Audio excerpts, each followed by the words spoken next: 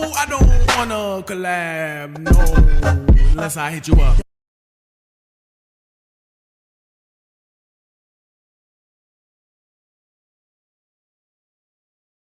Hey guys, what's up and welcome back. Today I'm here with a hair review. In case you didn't notice, am wearing a wig. So this is going to be my second headband wig video, but this one is definitely not the same as the first. And not just because of the texture, but we'll get into that a little bit later. Before I get started, I do want to give a shout out to Julia Hair on Amazon for sponsoring today's video. They sent me over their 16-inch kinky curly headband wig, and as most companies do, they sent a couple of gifts over with the wig. I was given a wig cap and two of their headbands, one of which that I am wearing today, and I just think it is the cutest thing. Now, full disclaimer, I was very unsure about how I was gonna feel about this wig when I first got it, took it out, and kind of was looking at it. The texture is beautiful. The way that the hair feels is wonderful, but the construction of the wig is just a little bit different. If you saw my last headband wig video, you'd notice that that wig had kind of like this silky built-in headband, whereas this headband wig kind of just stops and then you cover that up with the headband. It definitely works, but because my first experience was different, I was a little bit shocked when I took it out of the box. Another thing, when I was styling this wig, I noticed that with this being 16 inches, I'm not sure if it's 16 inches all over, because when I put the wig on, the bottom of the hair was extremely long, but the top of the hair was extremely short. And the shape and just the way that the hair was sitting was strange to me. If I'm being completely honest, I did not like it. But I flipped and chopped and screwed and cut and trimmed and shaped and did some work to this wig, but I think that it paid off because this looks really cute, and I won't necessarily say believable, but if you didn't know, you wouldn't know, okay? So I'm going to show you how I transformed this wig from what it was straight out the box to what it is now. For anybody interested in just the details before I get into all the extra stuff, I do really like the hair and the texture of the hair. The wig is just going to require a little bit of work in order for it to fit you and to look the way that maybe you would want it to look. I would not say that this is a pull it out of the box and wear it kind of wig.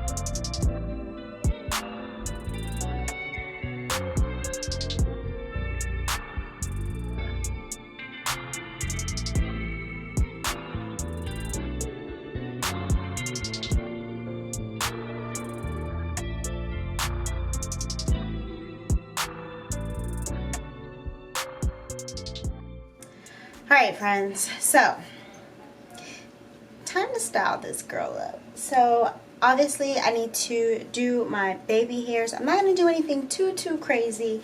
I just have these plaits in my head. They've been in my head for several days, but easy protective style. I'm going to cross them in the back and then put the wig cap on. Okay. I'm going to be taking the Kiss Sweet Peach Max Hold. I believe this was their collaboration with Saweetie. I'm not sure if I'm making that up or not, but I think it is. I really like it and it smells amazing.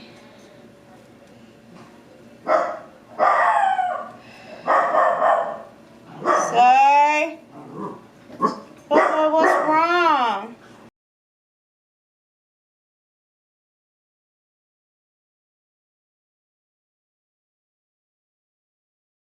I really wish that you guys could smell this. It smells so good. Okay. So, yesterday, when you saw me re-wetting the wig, the only thing I didn't show me do was I took just whatever mousse I had on hand and I put it on the front of the wig. This just shows you how small my head is. Anyway, so I put mousse on the front of the wig and I made it go this way because if you remember, this wig is technically upside down right now. So the tracks are laying in the opposite direction. So to help me with that, I just put mousse on the hair while it was wet and let it dry backwards. Now, I will be using the clips in the back of the wig. I will not be using the clips in the front.